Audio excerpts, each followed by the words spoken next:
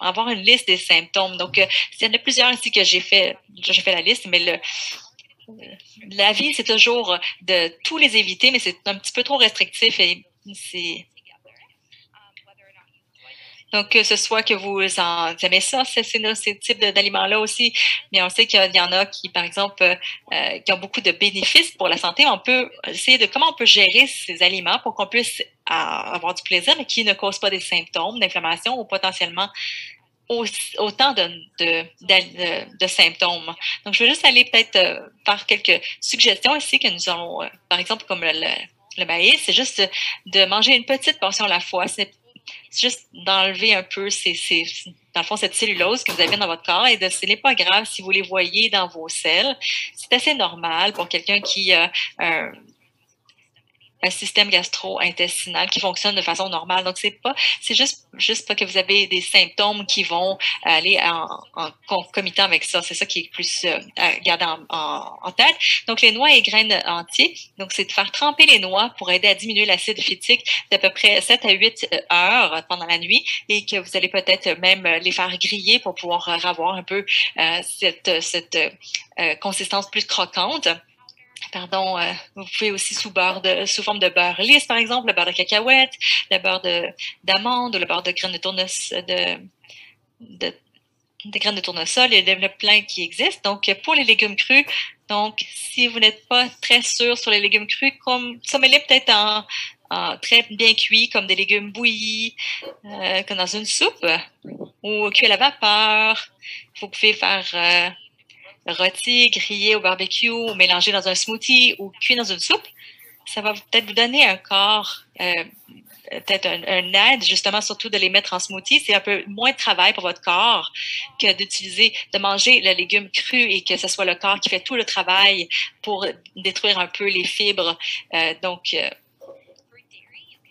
pour les produits laitiers, vous pouvez peut-être opter pour une boisson lactée sans lactose ou des produits sans produits laitiers. Il y en a beaucoup maintenant sur le marché. Vous pouvez parler aussi à votre médecin pour vous prescrire des pilules de lactase. Ça contient un enzyme, en fait, qui décompose la lactose. Si vous n'avez pas d'option de choisir un aliment sans lait ou sans produits laitiers. Donc, peut-être justement prendre une de ces pilules justement pour vous aider.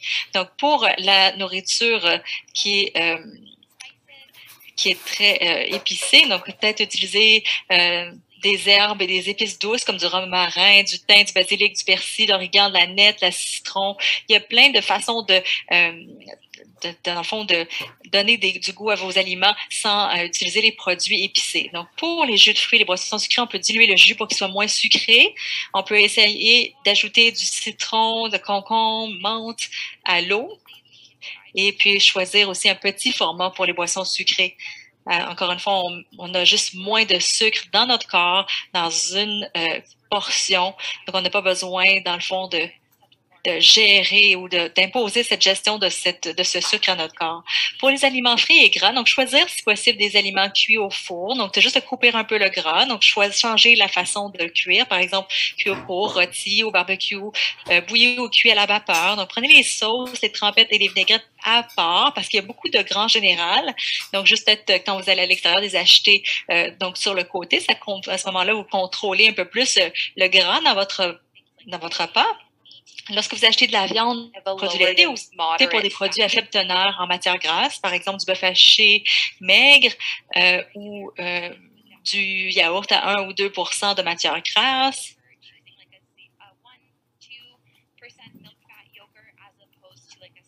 plutôt que d'avoir un 6 ou un 9 % de matière grasse parce que vous l'avez quand même sur les comptoirs également.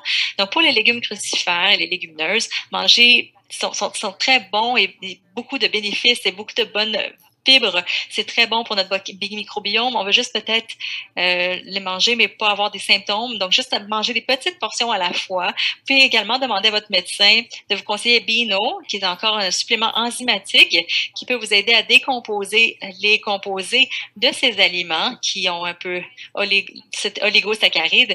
Donc, ça peut vous aider si vous prenez le Beano juste avant de manger des légumineuses. Ça vous aide justement à gérer ces symptômes. Dernier point, c'est le café et l'alcool. Donc, surveillez votre consommation totale. Faites attention aussi à ce que vous ajoutez à ces besoins. Donc, par exemple, si vous ajoutez du sucre, du lait, de la crème dans le café, l'alcool, par exemple, et vous avez peut-être plus de déclencheurs, en fait, que vous ajoutez plus de symptômes plus que le café tout seul, dans le fond. Et l'alcool et les boissons gazeuses, si vous faites un mix d'un drink, donc c'est peut-être pas juste l'alcool, mais c'est peut-être parce qu'il y a beaucoup de sucre aussi d'un coup.